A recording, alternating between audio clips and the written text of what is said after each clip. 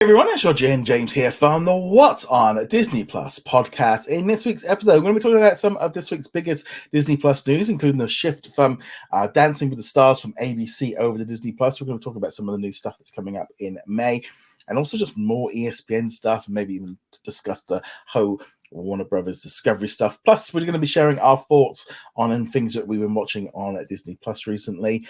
And yeah, let's just jump into it. So yesterday there was a big announcement that kind of pretty much came out of nowhere. Disney announced that from the fall in the United States and in Canada, they're going to be releasing the Dancing with the Stars is going to be moving over to Disney Plus with a live TV series. They've also picked it up for 2 more seasons. And so it's basically going to be the first live show on Disney Plus, regular. It's important to note it's only in the US and Canada because the BBC actually make this series because it's a localized version for the US of Strictly Come Dancing, which, and now I'm going to have to put this right. Strictly Come Dancing, I love it. I watch it every single time it's on. It is probably the biggest show here in the UK. It is massive. So that's why, like in my mind, I'm like, and this is huge news because this is there you can't get a bigger show in the UK than Strictly Come Dancing. So it's huge here. But of course, in the US, things have been a little bit softer. The ratings keep dropping. They've tried changing the hosts and stuff. And generally, it's not where it used to be. But they've shifted it over to Disney Plus from the fall. It's going to be a real shift. It's really this kind of change of Disney focusing on Disney Plus, giving some kind of more general entertainment stuff to appeal to the whole family. I did write up a little article this morning because I was a little bit like, I'm quite torn on this because the Disney Plus part of me is there going, this is great. This is great content, great stuff for Disney Plus. Making out the idea that Disney Plus is more than just Marvel and Star Wars shows. It's a big franchise. You know, it's going to offer a lot more content. And we're going to see this big shift over, I think, in the coming years of Disney Plus becoming the main streaming service of Disney, merging in with Hulu and all the rest of it. This is all the start of this. But then there's also that part of me that goes, when I was reading some of the comments on the official pages and stuff of people going, well, what about older viewers? And I don't have Disney Plus. It's like, I understand the need to get people onto Disney Plus, but I feel like this is one that they might have been better off dual streaming on both to give people. It feels like it's one thing taking a brand new series and putting it onto Disney Plus, and another taking a series that's been around for 15 years or 30 odd seasons, shifting it over. I know, like my parents, if this happened here in the UK, well, first off, it would be mainstream news, 6 o'clock news, all over the front pages because there would be an uproar over it. But yeah, it's like like people were saying, like older viewers and stuff that enjoy the dancing shows aren't going to have this, and people that are on cable are going, why am I paying for cable? And it's like, I see it for both sides on this. I'm there going, I get why you'd be pissed off, because I think like my granny was still alive, this would be that kind of thing where that she would watch Strictly Come Dancing, and you'd be like, if they took it away from her, she'd be really annoyed, because it's like, well, she ain't got a streaming service or even the internet. But my mum's a huge fan of the UK version, but she would be like, she'd be able to watch it because she's got Disney Plus and stuff. But again, it's a kind of one. It's a massive, massive deal for Disney Plus. But I get why people are a little bit annoyed at this. Yeah, I get that too. I think that a slow approach to this probably would have been the dual cast, do it on ABC and do it on Disney Plus at the same time, probably would have been the way to go. Especially since this one is a property that isn't traditionally Disney. It doesn't have the Disney branding on it. It's not associated with Disney, even though it's on their network. They do have the Disney. They do often have a Disney night once a year where they all do all the music stuff, and I love that when they do that. But it's kind of, and I think this is, and it's been quite funny reading a lot of people's reactions. A lot of people still haven't cottoned on to the idea that ABC was Disney. Well, that's what I meant. And this is the key. I think this is a key thing going forward. And it's not just with this, it's been with this ESPN stuff that we're going to talk about later on. The Kardashian series that's coming up. It's on Hulu in the US, but it's on Disney Plus everywhere else. And there's this branding going around, and it really feels like we're in that bit right now where America are trying to go, Disney Plus is changing, people. It's, this is why I feel like they never went with that Star launch in the US. Is exactly the reason of this Dancing with the Stars. Of they are playing it softly, just gently, just like Disney Plus is more than just the Disney brand and Marvel and Star Wars, and they're taking it very softly. This is just that continuation of the shift over to it, and it's quite interesting to see how people are reacting to this, because obviously internationally we just got it all thrown at us all at once, and that was the end of it, and that kind of everyone just moved on. Whereas in the US, everything's a little bit slower. Yeah, but that's also they can't just get rid of Hulu. They only have a 66% stake at the moment, and so they can't do it that way. But we still have seen a slow move towards it, getting the Marvel shows from Netflix over there, which are much more mature than the shows on Disney Plus right now, and then doing things like this, taking things that aren't traditionally Disney branded. But that's what I meant. ABC, most people don't know it's Disney. Most people don't know who actually owns most of the major broadcast companies here. Yeah. Like NBC is owned by a different company. Fox is obvious because they have it in their name. Yeah. But most of these channels, like, oh, I didn't realize that was owned by that company. But yeah, still, if you're going to do this with something that's not traditionally Disney, yeah, it needed to be a slower move. And yeah, it's going to annoy people to go, oh, what do you mean? This is my favorite show. We watch it every single week. It's a family time event. Why do I suddenly have to get this this app that I didn't have before? And why can't I watch it on the big screen with my friends? Yeah, it's a real funny one, because on one hand, it's definitely about getting more people into Disney Plus. We're just seeing this real shift this year with the ad tiers coming in. We're seeing it with the parental controls are changing, stuff moving over. This is all part of that, like, blending Disney Plus in with, they're getting rid of the lines between Disney Plus and Hulu. And it's like, it is interesting as well, because also with the introduction of live streams, they can also bake in ads straight in regardless of tier. Because I know we're going to have the ad tier and the non-ad tier. Well, if it's a live stream, that goes out the window, because they can just put ads in and everybody gets it. So they're going to make much more money on it. They're probably going to need some big celebrities to get them in and stuff on here to kind of boost this show up a bit. But I was also looking at, they can bake ads in, and regardless of that ad tier, whichever you're on, they're going to make money off of it.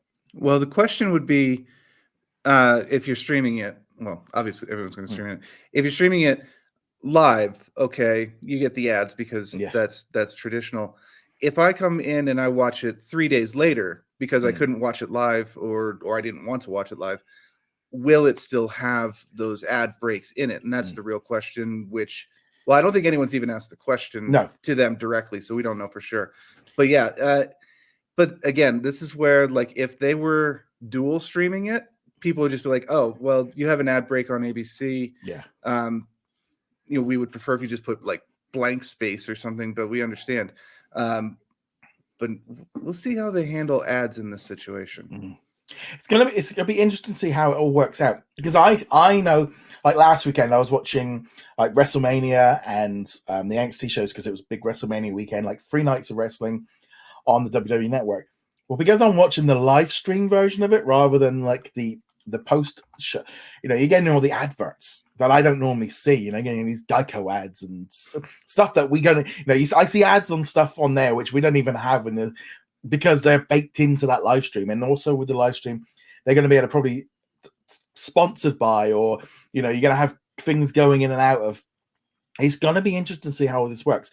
On one hand, it's like there is that thing of going, I say, obviously, as a Disney Plus podcast and website, I'm like, this is great. This is fantastic. New content, new kind of things. But I'm also, this is the one time I feel like I understand where everyone's coming from with, like, this is a big shift. It's not like they've just said, oh, we've got a brand new dancing show, dancing at the Kingdom or something like that. And therefore it's established on Disney Plus, and it's something new. It's when you take something so established that's been around for so many years and shift it over. It's an interesting one. I mean, it's fascinating to see this coming in, and I can't help but feel like we're going to see some major shifts this coming year with Disney Plus. This is the start. This is a big announcement that's really. I don't think it's that thing of like settled into how much difference this is going to be, because also not only is it the first live streaming show for Disney Plus, I think there's a lot of people saying this actually might be like the first streaming show on any streaming, because Netflix, none of them do these kind of things really. And they might do sports and events, but not like a weekly show.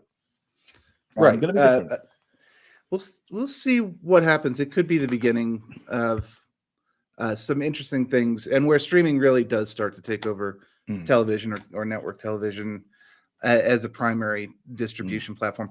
It could also be a flaming mess, that just crashes immediately on launch, but hopefully not. Yeah, I'm hoping. I'm going to be honest. I hope that actually Disney kind of feel the feedback a little bit and maybe decide to put put it on ABC, a later time, or maybe on a different night or something like that, just so older audiences can still enjoy it. Because this is the one time I'm like, God, this is affecting different people. I know you want to get people over the Disney Plus, but just thinking of all these seniors and stuff, and it's like, no, I don't I don't want them losing access to a show that they've enjoyed for years. And these kind of shows are definitely have got a much more older appeal. And it's odd. Like I said, if it was just a brand new show, I wouldn't be saying this, but this is a show that I feel like I know what it's like here in the UK for this, for Strictly Come Dancing, of how big it is for people and how so many people watch it. And it's a bit like, ooh, there's some issues there, which I'm hoping Disney, it's a real, I'm quite torn on it. I'm glad it's coming over to Disney Plus. I'd really like them if they could release it internationally. I've had a lot of people asking about that. The thing is, the BBC actually make it for ABC, and it's a localized version. So it's been remade from our version, and every country pretty much has their own version. And usually, with those kind of things, they can't be aired in other regions because they've done it in the past, but it hasn't been happening for years. So I'm hoping they might sort something out. But also, I would imagine the BBC wouldn't want Disney Plus getting the US version in the UK and stuff. So it's a little bit more tricky. But yeah, definitely going to be interesting how all this works out.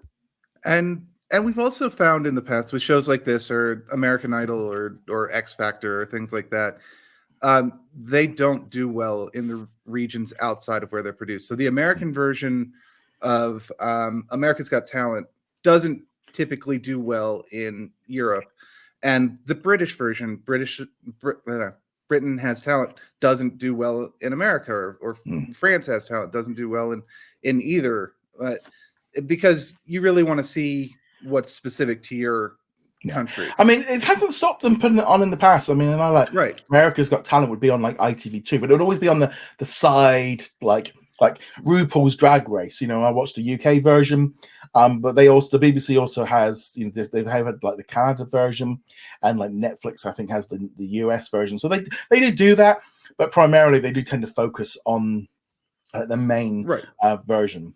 Yeah, expats or people who've emigrated from their country, they like to see it, coming from their country, but they tend to be a minority in the country they're in. And I was just no, I've been watching Married at First Sight Australia every night for the past month. And it's actually better than the UK version. So sometimes, you end up watching these things. I mean, it's massive ratings over here because it is so much better, but these, sometimes they make versions of them, and sometimes the original's the best. And it's very strange how it all works. There are definitely exceptions. The one that I would point out is I have zero interest in Big Brother or those reality shows where the people are living in a house and they just have cameras everywhere.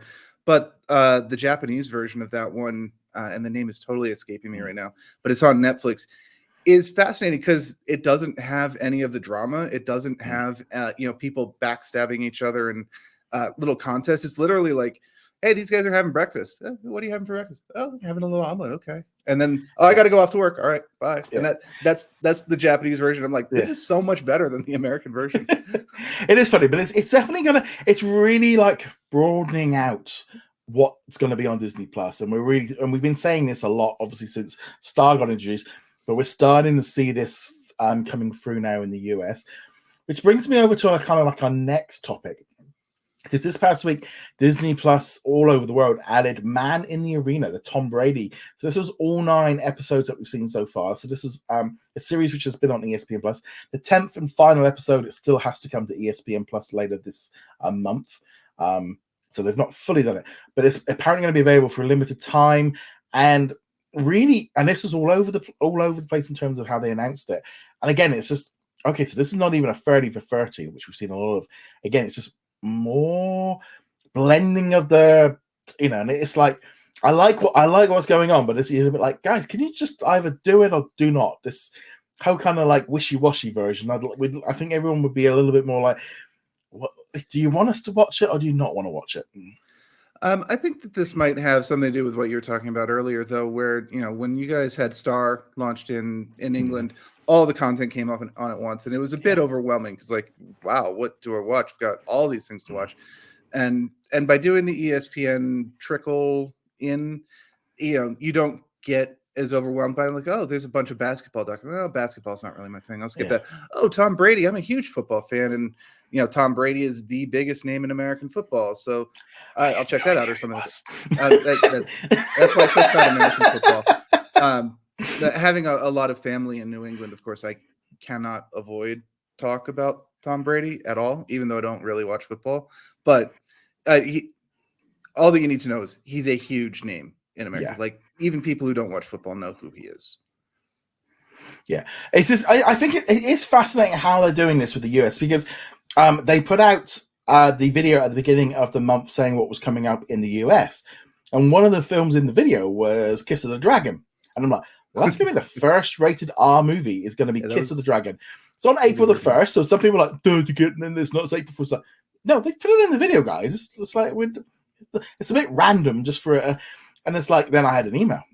Oh, it's by mistake. It's going to Canada. It's not in the US, and it's like, So what was the point? It's a bit like, what was the point of putting the parental controls in if you then put one movie on a month and then whip off? Yeah, and like Hot Shots Part 1 and 2 got added randomly. 2 days later, gone. It's like, have you guys gone? Have you announced stuff a little bit early? Are they waiting to? It's a real like strange. It's very like I am at a point now, and it's kind of interesting in some ways. I don't know what the next press release is going to be. It's getting very random. It's like, I don't know what I mean, it's always been that kind of thing. You don't know what you're going to be running. But some of the stuff we've had to over the last few weeks have just been like, what's going on? Just shaking your head. It's just like, hey. There definitely has been a feeling of maybe the various regional coordinators have been getting their wires crossed a bit, and stuff that's supposed to be going to the Canada releases or going to America, and vice versa. It's like Kiss of the Dragon. It's not even that it was supposed to be for Canada. It's like, this is such an arbitrary movie to pick as like as a rated R movie to put on the American Disney Plus. Like, it's not traditionally thought of as a Disney movie. It's not. Why would you pick this instead of like I don't know, The Rock or Armageddon? Well, I mean, I think a lot of people were just like Deadpool or Logan or like Planet of the Apes or something like a little bit of Die Hard or Alien or something a bit more prestigious than just some random it was just a bit odd. It was a very strange, and obviously they pulled it, so it's not happening as it is. Whether or not we get an announcement regarding it, I'm starting to wonder if we're just going to see a trickle over the summer of some shows, and then they're going to go all in when they do the ads. The ad system, the ad tier, more adult content, and they're going to do the whole lot later in the year, and they're going to just use the whole summer just to spread that idea of maybe slightly turn the water up after dipping everyone's toes in and just letting us all like get used to the heat a little bit rather than dropping us into it's just very strange how they're being so quiet over everything. Yeah, I think that you're right, though. It's let's slowly add stuff in piece by piece and let people get used to it. And that's why something like Deadpool or Logan would have made will make a lot more sense than something like Kiss of the Dragon, where you can the same effect as pulling the Netflix Marvel shows. You can go, it's more mature than what you're used to, but it's still the Marvel stuff. It's characters that you're aware of. It's stuff that people wants to watch. And then you bring in, let's say, Logan. You're like, yeah, it's rated R. It's very bloody. There's some very intense scenes in this, but it's Wolverine. We have the other X-Men movies, or most of them, X-Men movies over here. We're just finishing off the set. Yeah. I think the Marvel ones are a bit the same. I'm surprised they've not really gone in so much more on the National Geographic yet. I'm surprised they've not used that as a nice slip way into stuff. I wouldn't be at all surprised if next month Bob's Burgers, or in June Bob's Burgers and the movie might be like another sort of slow gateway into adding some different kind of content. But no, it's a very, very odd of what's all these announcements. Like I said, that man in the arena just kind of came out of nowhere. No one was expecting it. I mean, it's good to have this kind of content. It's definitely a bit different, but yeah, so that's that one. Also, it has been confirmed yesterday that Sneakerella is coming to Disney Plus on May the 13th. So this is a new original movie. It was originally announced back at Disney Plus Day. It was supposed to come out in February, been shifted back to May. Now we're all getting it. So this has been confirmed for at least the UK and Canada as well. It's Cinderella with sneakers and role reversals. I'm not that bothered about it, to be honest, but I'm no point in sugarcoating it. It's like, yeah, all right, I'll watch it, but I'm not really looking forward to it. If it never existed, I don't think I'd have bothered. But what about you? This is a we're not the target audience thing. Yeah. I don't sneaker culture. I don't understand, but I do recognize that it is a big thing. Mm-hmm. There are a lot of people who are very obsessed over it, and this could be an interesting way for them to have some media that takes their side. I mean, even Goldblum did an episode of his show, I think, in the first season on sneaker culture. Yeah. So also the same week, 2 days earlier, on the 11th, we're getting all of episodes of The Quest, which is a revival of an old ABC series. So it'll be 8 episodes, and they're all off like some kids competing in a some kind of competition where they're trying to do puzzles and stuff. But there's magical elements with actors. Kind of, it looks weird, and I can't quite. I watched the trailer for it. I'm like, it reminded me. There used to be a TV show called, like, I think it was like Night Quest or something like that. And like almost not quite the same thing as like Crystal Maze and stuff. And I'm like, this is. I can't quite put my finger on it, but it looks really like cheesy, and I'm gonna watch. I will give it a go, but my expectations are so low on this. I'm just like, oh, okay, yeah, next. Well, it's kind of like a kid's game show. It's not really meant for adults. I think it'll do well on the target audience, depending on how the presentation goes. Because like, this is the kind of thing I definitely would have seen my younger self watching and enjoying and being like, "Ooh, I wish I could be on that show." Yeah, kind of thing. But yeah, adults, I don't think are going to be quite as. It's just a weird way of marketing it, because it's like, it's like there was even questions of people kind of going, "Well, is this like a game show or a drama series?" It's quite blended, and it should be interesting. It'll be interesting to see how all of this works out. I think the trouble is when they go from the people that brought you Lord of the Rings, you're like, well, that's quite that's quite a jump for me, just because it's got orcs and magic. Some of the special effects look pretty cool. So I'm going to have to go into this one. Is like one of those things of like, this is different. I like it. I'm going to give it a go. But my expectations are that it are really low. So usually what tends to happen in this situation is I'm like, oh, actually wasn't that bad.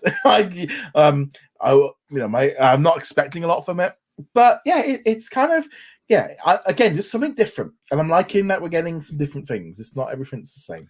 It's definitely good to have different things and try to appeal to different audiences.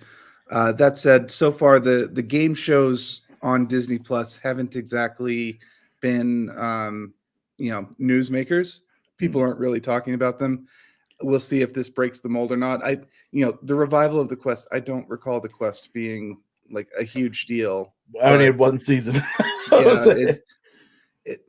They might have been better off like connecting it to an actual property. But then again, that didn't really work for Star Wars when they did Legend of the Temples using the Star. But that was on YouTube. Yeah, but I was going to say they dumped that one way away on YouTube and like left that one a long time ago.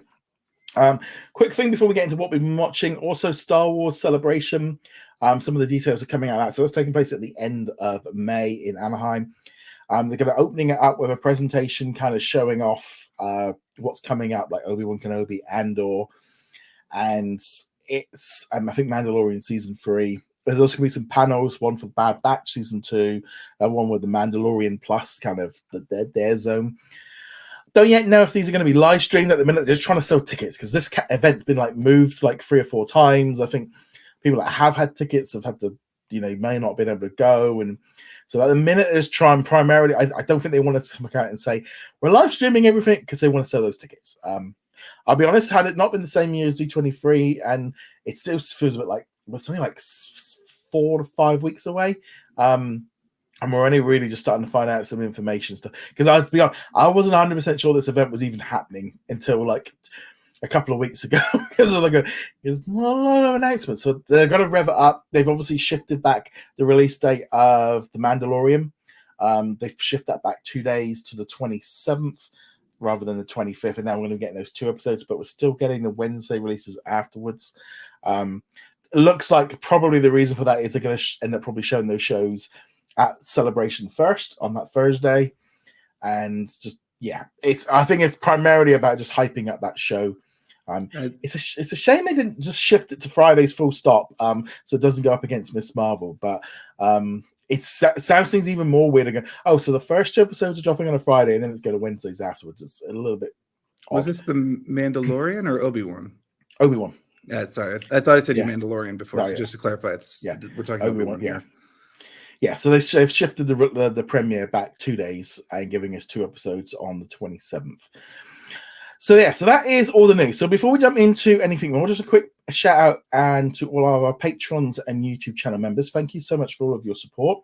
Really means a lot. It helps towards paying all of our hosting fees and stuff. And most recently, the prices has had to drastically, our costs have gone up due to like new servers and stuff.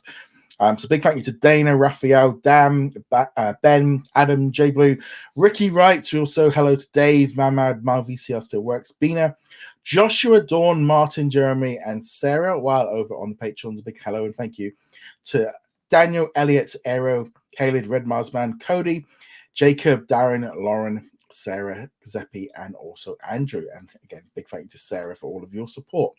I'm really realizing how croaky I'm getting. Yes. I'm getting a little there myself, actually. Yes. Well, unfortunately, yes. It's that thing of I got tested for COVID this morning, so that's kind of definitely changed my plans for the next week. Yeah, and now I'm locked in. Yeah, and I just spent a lot of time around kids after not being around them for like 2.5 years, so I don't have any of the resistances built up. And yeah, so I think I might have like a cold or something. Well, you're in Disney World, so you're not getting any sympathy for me for that. No, I wasn't asking for it. Just stating a fact. Yeah, the closest thing I've been to is a supermarket this week. Okay, so let's now jump into what we've been watching. So we obviously last week we had some special guests, and so it's been 2 weeks since we last spoke, and we've had Moon Knight, but we're going to do Moon Knight afterwards. We've had some other stuff dropping onto Disney Plus recently. So yesterday, I watched Fresh with my wife, which is a movie that dropped a few weeks ago. Now, I know I'm a little bit late, but I wasn't really like, I had to see this one. It was like, I'll get around to it at some point. So it was, man, is this a bit freaky with like, he basically kidnaps women and kind of keeps them alive while cutting them up and selling their meat for, did you watch this one? No, but that's because I could tell from the trailer that it was basically what you described there, and this is not my thing. But I'll say the same thing I said last time, which is I'm glad to see Sebastian Stan doing a wide variety of roles, like between this and Pam and Tommy, and then Falcon and Winter Soldier. He's like all over the place in terms of genres. Yeah, I'm glad I watched it. I'm never going to watch it ever again. But so that was obviously a Star original recently. We also had Better Nate Than Ever, which was a new original movie all about Nate going out to New York and taking part in auditioning for Lilo and Stitch, the musical. Very much kind of a story of him coming to acceptance of himself and just loving theatre. And, I thought it was a lovely, charming movie, just really great. I really enjoyed this one. It was nice and simple. Some great music. Did you get a chance to watch that one? No, I didn't, but I am planning on watching that. either sometime this weekend or sometime next week, maybe as a while I'm working up on the side, because it does look interesting, and it sounds like the musical parts of it appeal to my musical taste. So I'm looking forward to it, but I have not seen it yet. Yes, yeah, no, it's good. So that's another one that we've been watching. Also, sort of most recently as well, we've had some other movies like Death on the Nile was released on Disney Plus internationally, so I watched that one, and Murder on the Orient Express. Right, I hadn't seen the first one, so I watched both of them like 2 weeks ago. I really enjoyed Murder on the Orient Express. I didn't think Death on the Nile was in the same league, but I definitely enjoyed them both. Big cast. You know, the Who done it. It's kind of one of those things that only really works once. You can't really go back and watch it. But really, I was pleasantly surprised. It's definitely one I wouldn't have gone and seen at the cinema. So I was glad that it dropped onto Disney Plus like 6 weeks after release. But yeah, I really enjoyed that one. Yeah, I watched this one the other day, and now I had the opposite experience. I saw Murder on the Orient Express back when it was in theaters, so we're talking a couple of years ago. But I was not impressed with that one. I felt that it didn't do a good job of properly setting up the reveal at the end, like not giving you enough information, so that there was a lot of pieces to that where it's like, oh, where did you pull that from? You never showed us that little bit. And I thought Death on the Nile was actually the better of the two movies, in my opinion, though the cast of Murder was better. Yeah. Well, I was saying that Murder on the Orient Express had a pretty stellar cast. Oh, it was fantastic cast. I mean, Johnny Depp, you had Judi Dench, you also had, I can't think of her name, the Queen in there as well. All kinds of stuff. Yeah, so that was pretty cool. So definitely recommend you check that one out. Haven't got around to watching Nightmare Alley yet, but I did watch The Eyes of Tammy Faye. That one was dropped, I think, onto Hulu. I don't think it dropped onto HBO Max in the US. That sounds right. This one was a movie I was not expecting going in. It was kind of all I knew nothing about this movie. Went in completely just like, there's the thumbnail. That was all I knew. I'd never watched any of the trailers and stuff. I just knew it was, and it's like, I didn't realize it was all about kind of like a church in the US and about the creation of the 700 Club, which it's really funny because I remember having discussions with you and stuff before about the 700 Club with Freeform and the issues that they've had. And it was kind of interesting seeing it from like the creation of the TV network. And I thought, and I mean, she won an Oscar. Yeah, I thought this was good. I enjoyed it. I wasn't expecting to, but I thought this was a really solid movie, and definitely that was I think that was just right after the Oscars. I was like, oh, I'll give that one a go since that one picked one up. But yeah, that was a really March was so good here on Disney Plus in the UK. I mean, we had literally, what was it, like Nightmare Alley, Eyes of Tammy Faye, Death on the Nile, West Side Story, and then we had Cheaper by the Dozen. But there was at least some, we had some real big movies drop, and it was just been quite good just catching up with a few of them over the last couple of weeks. Yeah, quite a few movies. Not so much television content in the States. I know you guys had a lot of the stuff that went to Hulu, but still very good movies. It was a solid month for movies. Now I haven't seen that one. That slipped under my radar until you mentioned it. I completely forgot it even existed, to be honest. Yeah, I've also been watching the latest season of The Walking Dead. We got the last episode of the current batch dropping on Monday. I'm loving this series. I mean, I'm a late comer to The Walking Dead, but I have plowed through 11 seasons, and now once this one's done with, I think we've got a batch then coming later this year on Disney Plus in the UK. I might start wandering off and watching some of the spin-off shows and stuff from that one. Another show I've been watching was The Step Into the Movies, which kind of nicely ties in with Dancing with the Stars, which was added a surprise release last week. And so I knew that I think Derek was from Dancing with the Stars, but obviously I've not really seen. So it's kind of, they're doing all the dances for some of the big movies and stuff. And it was a lot of fun. And again, because I like the dancing shows, I thought that was a nice little addition. Also, the finale of The Dropout. So that dropped last week. What a great... I do feel like they could have probably should have held on like a year or 6 months until they kind of could finish the story off rather than how it ended. But what a show. I know we spoke about it 2 weeks ago, but this is such a great show. Yeah, this was really well done. It's a very deep look at an incident that is still going on. I mean, the trials are going on. Obviously, Sonny is still up for trial soon. Elizabeth has to be sentenced still, which I think is happening in September. But yeah, this was fascinating, and the cast involved was amazing. I was even like looking on YouTube yesterday. I was watching these videos on like how she changes her voice and how she did it. And obviously, like Amanda was saying how, because my wife even turned to me, why does she keep doing that voice? And it's like, well, it's because it's all part of this thing of not being a woman. I talk low like this, so I get more of it. And it was, her screaming and just the relationship breaking down and the blame of when it finally them surrounded themselves in so much using people and using security and stuff to hide everybody and keep everyone separate, sue everybody into the ground and to keep the secret. This got to that thing of like, it got so big that they couldn't afford for the secret to get out and what they were willing to do to stop it.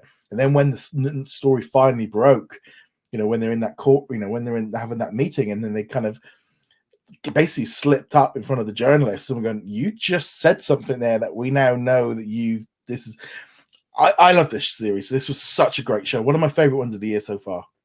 Agreed. And I also liked, they spend the first 7 episodes or so, or at least a portion of them, showing how they do their House of Cards or their shell game with like Walgreens and so on, and how they are able to kind of play on their ego, play on their desire to be part and manipulate them. And then when the government guy shows up in the 8th episode, they try the same tactics with him. Let's have a little meet, and he's just like, no. You're gonna show me everything, and that's it. And they have to, and just seeing how their tricks no longer work on this. He was so good because it just was like, get. I need it, and there's like he's no playing around. No, I've been sent here to test it, and I'm doing testing. I'm not, he wasn't being. Yeah, it was just so interesting to watch, and he kind of sitting there, how did this happen?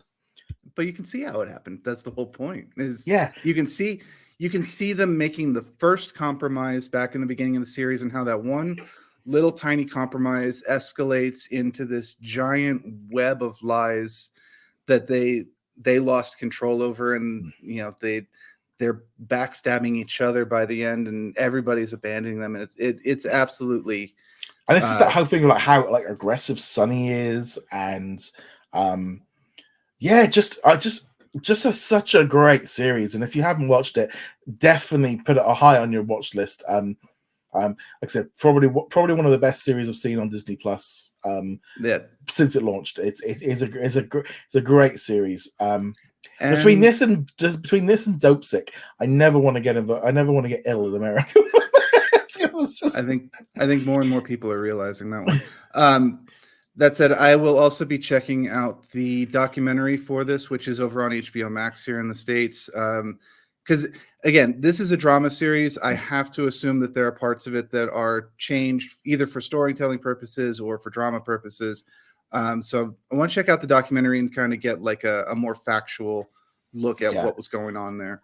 No, it's just kind of showing up the different kind of stuff that's coming on, and obviously next week we'll be talking about the new Kardashian series. So we're shifting the tone completely. I'll be talking about it. I know you got. Tell you what, it's so funny seeing everyone's reaction whenever that show gets brought up. That one's gonna be fun next week. So let's now talk about Moon Knight. So we've got the first 2 episodes have been out now. I can talk about them openly. I've just got to remember where I've seen up to, because I'm 2 more weeks ahead at the minute, and I can't wait to get. That double-edged sword for you there. It was a little bit like I'm waiting for everyone to catch up so I can see the next bit, because it's what a show. But what did you think of it? I am enjoying it quite a bit so far. Obviously it's a bit of a mind trip, kind of what's going on, what's real, what's not. Going a little bit less that route than I expected, actually. So far, I think it's going to change, but so far, you can see where the delusions are versus what reality is. Like I said, I think it's going to dip a little bit farther into what is going on territory later, but it's just a lot of fun. I've been waiting a while for Moon Knight to to kind of come out into the spotlight here. Do you know? I mean, obviously you've read the comic books, but it's so completely away from that, isn't it? It's completely, they've just taken aspects of it and just pinned together their entire new version.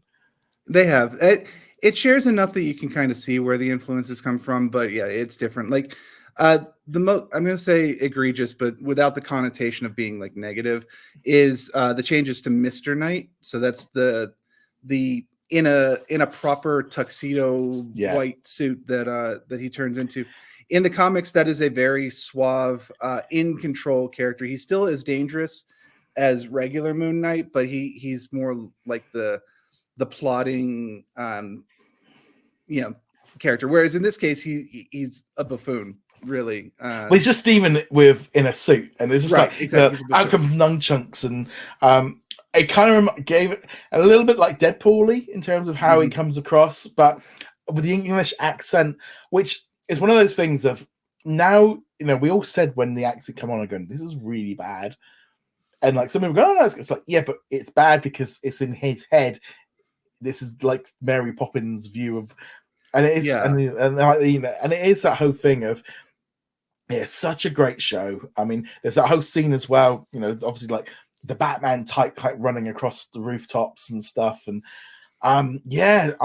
it's so refreshing as well because it's new. It's not, because I feel like that was the thing like with Loki and Hawkeye and Falcon and we'd all got used to, we all knew these characters before and they were just extending them. Well, this is a debut, and it's a massive difference, I think, of being something completely fresh. It does, it feels like a movie because the quality of it. But yeah, no, this is such a great series.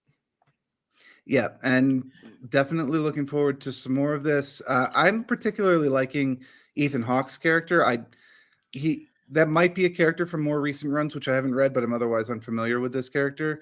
But he's doing a great job with this character, and he's not like scene chewing villainy. You still get like the you're off your rocker, dude. But he's not like most Marvel villains at this point, which is interesting. Well, no, because it's very much like, it's, I think the whole thing like with like the avatars and the Egyptian gods and stuff just make it feel very different.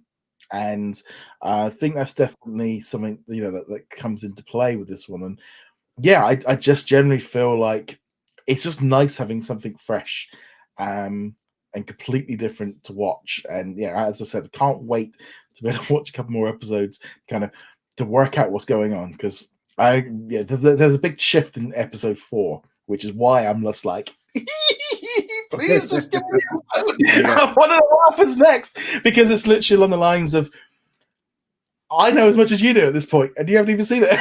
And that's how much of that's the good thing with this one. But it really seems to have caught people's attention. The viewership is up. It's the second most watched Disney Plus Marvel show so far, just behind Loki. I am wondering if that's going to pick up as more episodes come along, because I feel like people are going to really get into this, as like Moon Knight doesn't have that big like established. He's not a well-known character and stuff. But this series is going to make him more. Yes, it will. And I mean, even in the comics, he's been a bit of a meme instead of a character for quite some time. A lot of writers didn't know what to do with him. So I was admittedly a little worried about this series because he is a very difficult character to write properly. But so far, they're doing a good job. They're keeping it engaging without being too out there.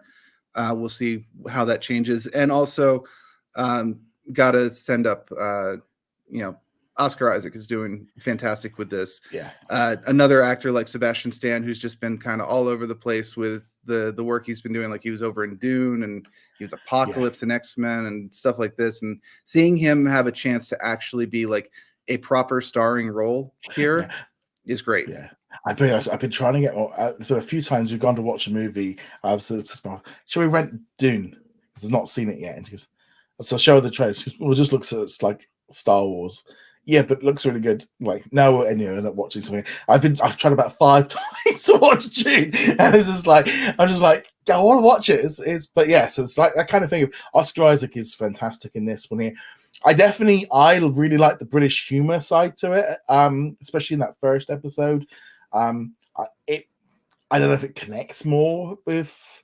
I know when we watched it at because obviously I was at the premiere, and obviously having how we had all the cast and the crew there, or had the crowd, which is really weird watching it and looking down and going, well, that's the girl, that's the woman from the gift counter, and Mark's, Oscar's over here, and Ethan's sat just like 4 rows in front of me. That was a little bit weird watching it, but hearing everybody laughing at it, and with the like the British humor and stuff, and I don't, we get some of the stuff a little bit more, and it's that kind of thing. So I know some people were like worried about like the humor aspect to it, of like, oh, it's like, yeah, but it's done in a way that it just works. I mean, just like you just done that, hey, it's skaters, just like, and it is just like that thing of like very British stuff, and the way it's been brought in, the whole stuff that they're gonna do in later episodes, it's just really fun. Yeah, it's such a great series, and yeah, it's just great hitting us. It's just are you not?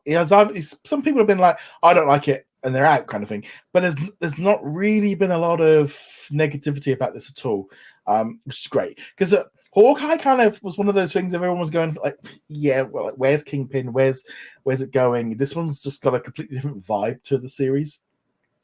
Yeah. All of the Marvel series so far have had different vibes. The closest being like Hawkeye and Winter Soldier, both being kind of action shows. But Winter Soldier was a more straightforward action, kind of traditional 90s thing, whereas Hawkeye was more of an action comedy kind of thing. Also, but otherwise, everything's been doing its own thing. And that does mean that not everything they produce is going to be for everybody. So if you're watching the first 2 episodes, or even just the first episode of Moon Knight, and you're like, this is too weird for me, I don't like this not knowing what's going on thing, that's perfectly fine. It's going to be more of this. If you don't like it at this point, I don't think you're going to like the next 4 episodes. And I say that without having seen them.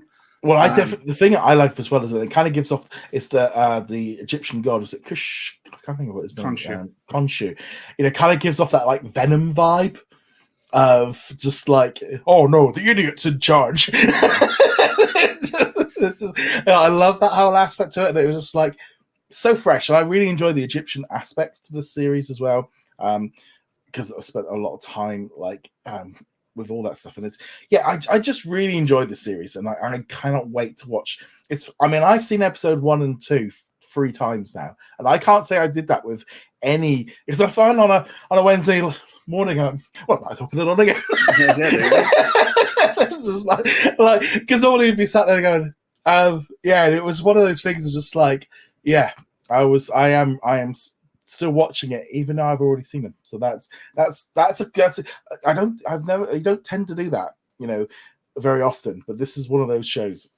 And I think this one does lend itself with the whole trippy atmosphere where you'll catch things on a second watching or a third watching that you did not see the first time, or having seen later episodes, you can see the things that were laid out to get. Because I've never gone back and rewatched any of the Marvel series and stuff, or the Star Wars shows. I think I did do it with the Mandalorian season.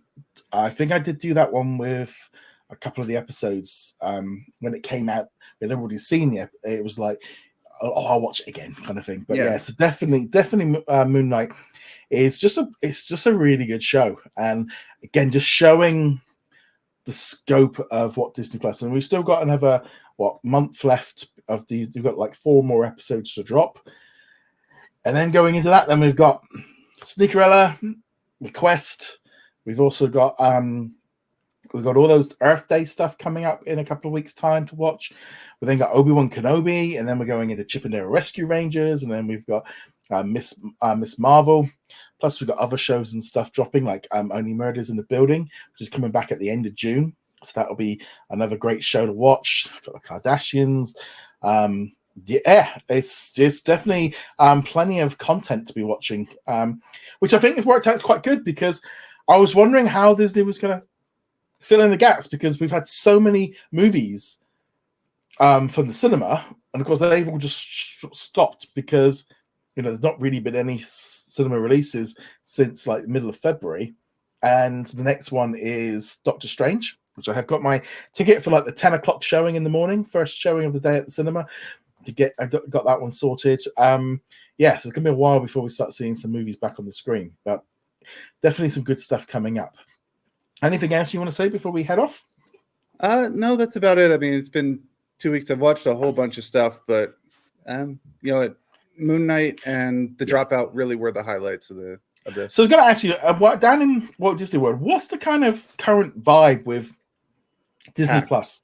Well, not just with Disney Plus. What's like? Is there lots of advertising around? Is there billboards? Are they like? I know that they can't put Moonlight in there like they have in Disneyland, but there's a lot of Disney Plus advertising on the buses, both on the outside and then on the inside. Up on the where they put all the advertising, because there were a lot of Disney Plus shows listed up on those, including Moon Knight was on a couple of those ads, but not the big ones.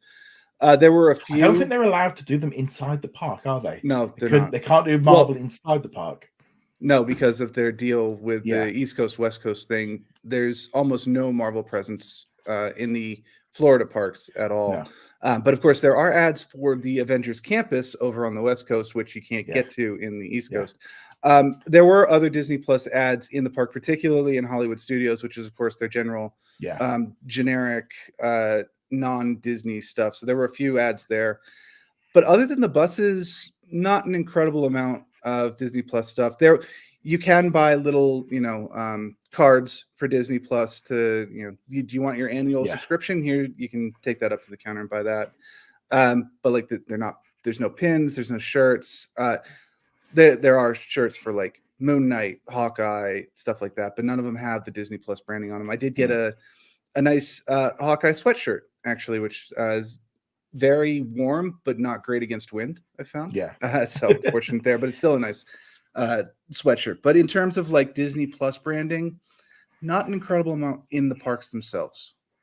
It's always funny with how it always feels like the parks take so long to kind of catch up with the current thing. But yeah, it's an odd one really of how they can interconnect everything, because they get off the impression of it, because they've literally, like this past week, is like if you're a Disney Plus subscriber, you can now book hotels in for the summer. I think like July through to September, 25% off the deluxe, 20% off the moderate, 15% off the value. It's like, oh, they're finally getting around to like doing that. But yeah, it's not kind of going the opposite way around of like get it on Disney Plus now. No, I think the one thing they still need to do is they need to put Disney Plus into the hotel rooms. Because that would have been a great thing to do last week. Would be like, I need to rest. I got the race tomorrow morning. We call it early at night.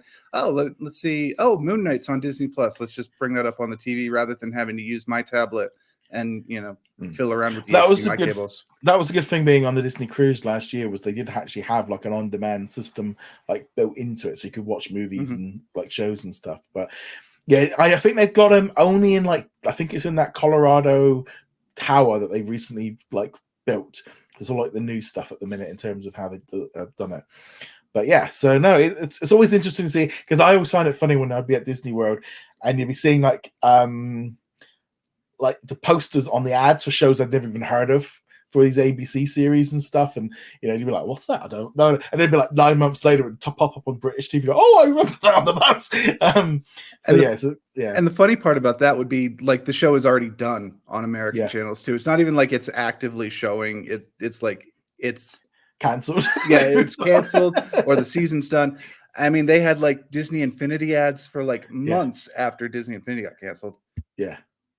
No, so and it'd be interesting to see what it's like when I get out to California later this year.